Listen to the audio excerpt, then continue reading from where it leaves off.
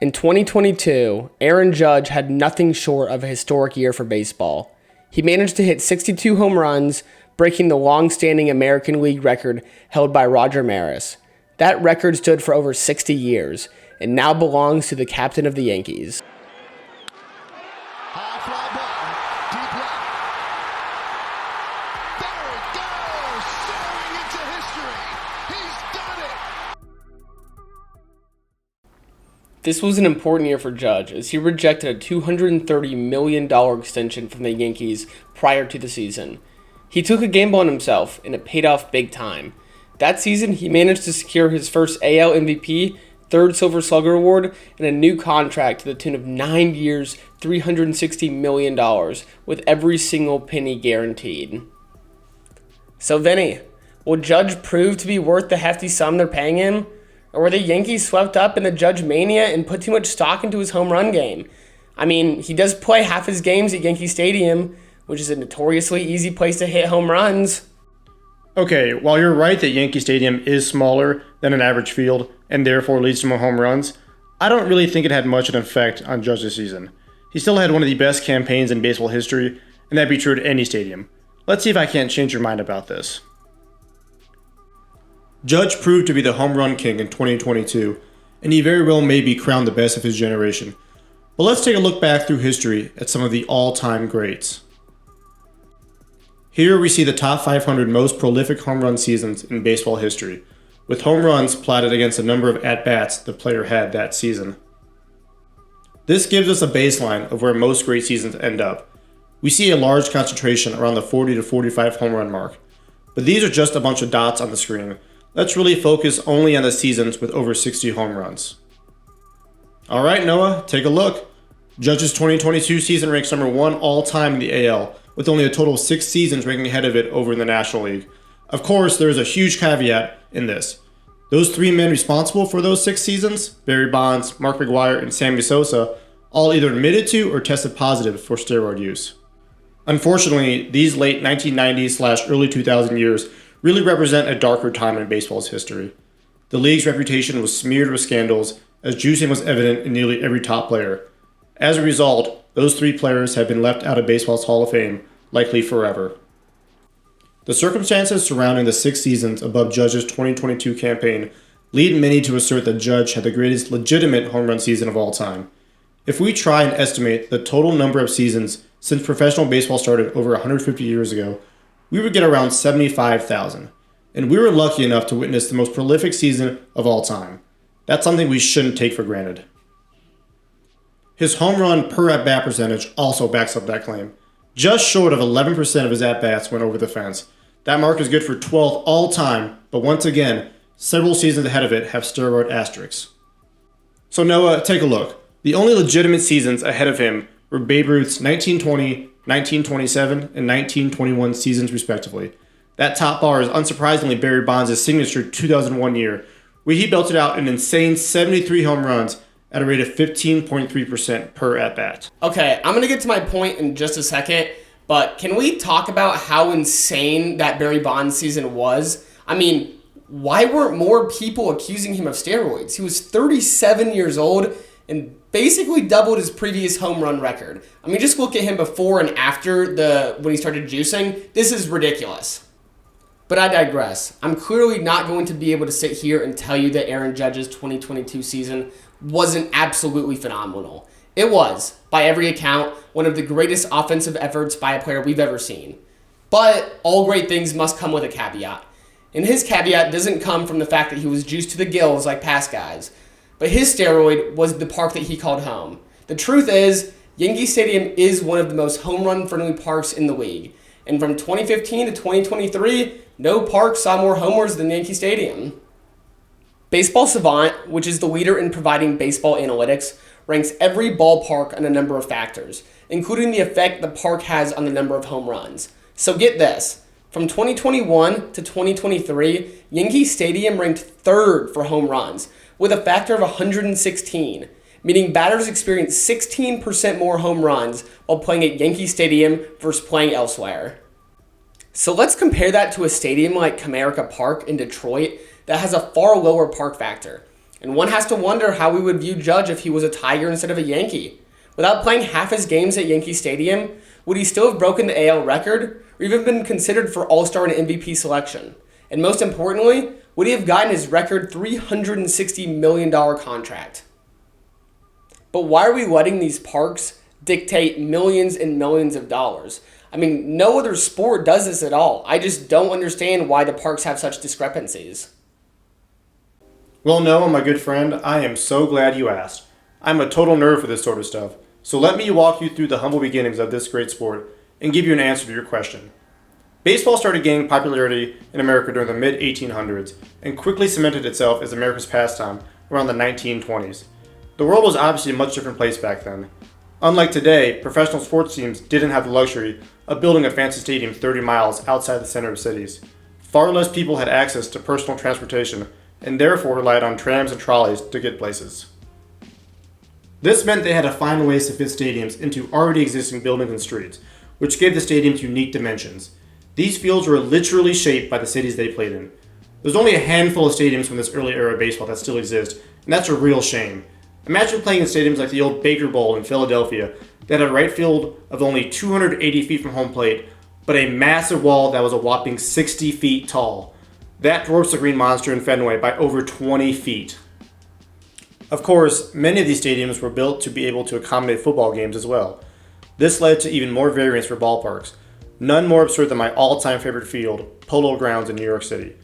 While the left and right fields were both under 300 feet, center field was over 500 feet deep in the stadium's original configuration. Despite playing nearly 1,000 games at the stadium, there were reportedly only 4 homers ever to dead center. Noah, could you imagine having to play center field in that outfield? I'd probably tear an ACL just walking in my position. But sadly, as time has progressed and stadiums have become more standardized, fun quirks like these have gone by the wayside. A recent casualty was Tal's Hill in Houston. When the Astros constructed the retractable roof stadium in 2000, they included a 90-foot wide incline in dead center leading up to the outfield fence. This was done as a tribute to older fields that naturally had hills in their field of play. Evidently deciding a simple hill wasn't enough, they also installed a flagpole in the field of play. Noah, as you can imagine, outfielders from around the league hated it. Running full speed to catch a fly ball is hard enough without also running up hills and dodging flagpoles. And so, Tal's Hill was removed in 2016 without an uproar, and with it, one of the last reminders of baseball's humble origins. Okay, old man, that's cool and all, but I didn't need that big of a history lesson. Let's talk about the current Yankee Stadium. It's been criticized for its high propensity for home runs since opening day in 2009. Due to its smaller distance from home to right field, shorter wall height, and less severe arc, Yankee Stadium quickly got a reputation for being an easy home run venue. So let's bring this back to the original question. What if Judge wasn't a Yankee? What if he didn't have the comfort of playing in one of the friendliest home run parks in the league? What if we could simulate every one of his home runs and determine just how many more he had at Yankee Stadium versus an average ballpark? That is a great question, Noah. Let's do exactly that. We can look at which individual parks Judge would have performed best at had every hit of his 2022 season been played there. This is assuming, of course, he hits every ball the exact same way he actually did, just in a different ballpark. The only factor we changed about the ball's trajectory was the elevation of the stadium, since parks in the majors can vary widely, and that has a huge effect on the distance a ball travels. At the very bottom of the list, we have Camden Yards in Baltimore, which made some serious adjustments prior to the 2022 season. The left field had a large portion pushed back by almost 30 feet, and the height elevated by 5 feet. Had he played every one of his games there, he would have gone deep only 50 times, 12 less than what he actually had. While this still would have led the majors, this comes nowhere near breaking the record. Below, we can see all the hits that stayed home runs in gray. In red are the hits that were originally home runs but wouldn't have been there. In green are the home runs that weren't initially but would have at this ballpark. Moving up the list, we eventually get to Yankee Stadium, where in reality, Judge played half of his games there and hit 30 of his 62 home runs. So what if he played every game there? Well, Judge would have belted 65 homers on the year, 3 more than his actual campaign. This means there may be some slight truth to your theory that Yankee Stadium assisted Judge. At the very top of the list is the notorious Great American Ballpark in Cincinnati. Had he played every game there, Judge would have clobbered 71 home runs. This is far from surprising, and if you remember back earlier to the StatCast park factors, Great American Ballpark was first in home run factor, meaning no park is as easy to go deep in as a Red Stadium. While 71 homers is a mind-boggling number, he still falls 2 home runs short of Barry Bonds' all-time MLB record, set back in 2001. Even more impressive is Bonds played half of his games at Oracle Park, which was the second hardest park to homer in that year. While unfortunately we don't have the StatCast data to perform the same simulations, it would not be absurd to predict Bonds hitting 85 or even 90 had he played at the easiest park. Okay, so it looks like I may have a point. Judge would have hit an additional 3 home runs if he played every game at Yankee Stadium, which may not seem like a lot, but he only broke the record by 1. So clearly, every home run counts. But there is a flaw to this analysis. Obviously, neither Bonds nor Judge nor any other player plays every game at a single stadium. Baseball teams are constantly on the move and only play half their games at their home stadium. The other half are spread across the country, mostly consolidated within their own division. So instead of containing him to one single stadium all year, let's look at every MLB team's actual schedule in the ballpark they were playing at for every game. We can then take all of Judge's hits in the corresponding games he hit them in and determine which MLB team's schedule would fare the best for him. Again, we need to take all of this with a grain of salt. Different teams' schedules means he is playing against different pitchers than reality, which of course will result in different at-bats. Once again, we're assuming he hits every ball the exact same way as he truly did during the 2022 season, just in different ballparks. Starting off with New York, it should be obvious he would maintain his 62 home run count had he played on the Yankee schedule, since he actually did play on the Yankee schedule. It's also not surprising that the Reds would have had the most favorable schedule, given how they play half their games at Great American Ballpark. He would have built 67 homers with Cincinnati. At the very bottom is Bonds' old team, the San Francisco Giants. Judge only would have had 58 homers with their schedule, which still would have been the most in the AL, dating back to A-Rod's day with the Rangers over 20 years ago. So the variance in home run schedules is definitely less than I expected, with a swing of only 9, but the Yankees were tied for the 9th most favorable schedule in the league. If he plays for Boston or Houston, he probably doesn't break Rogers' record, and maybe he doesn't get that $320 million contract. Okay, maybe you have a point. Maybe Judge Mania would have been dimmed had he been on a different team. But even if he played on the hardest schedule in the AL, he still would have had 58 home runs and absolutely gets a better contract than the original $230 million one he declined. They gave him the money because he is the best power hitter in the league, and I can show you that by removing the constraints of parks. The best home runs, my favorites, are the ones that are absolutely demolished, no doubt about them, crushed into the upper deck. These would be gone at any stadium they were played in, removing any doubt of their validity or potential stadium advantage. We'll call these true home runs, and here are the 2022 leaders. And here is Aaron Judge.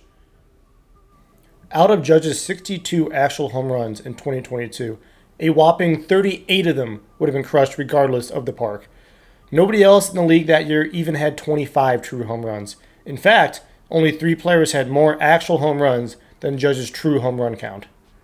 This mind-blowing stat alone should cool off any discussion of Judge's home run count being inflated due to playing at Yankee Stadium. Not only did he pace the league in 2022, but his 38 true home runs were the highest mark any player has reached in the last 8 years, and nobody is even in the same stratosphere. Simply put, there has been nobody who struck fear in pitchers like Judge has in a long, long time. With a range of 58 home runs on the low end and 67 on the high end, it's clear that Judge's historic 2022 campaign was aided slightly by Yankee Stadium, but definitely not enough to discredit this season. It was absolutely one of a kind and possibly the most prolific one we'll get to witness in baseball for a long, long time. All of us, and baseball as a whole, should consider ourselves lucky we got to witness it. So I guess we were both kind of right here. So what was the point of this video? I don't know. For the bit? So if y'all liked this, definitely subscribe, as we're going to be doing more analyses just like this. And I just quit my job, so any support would help.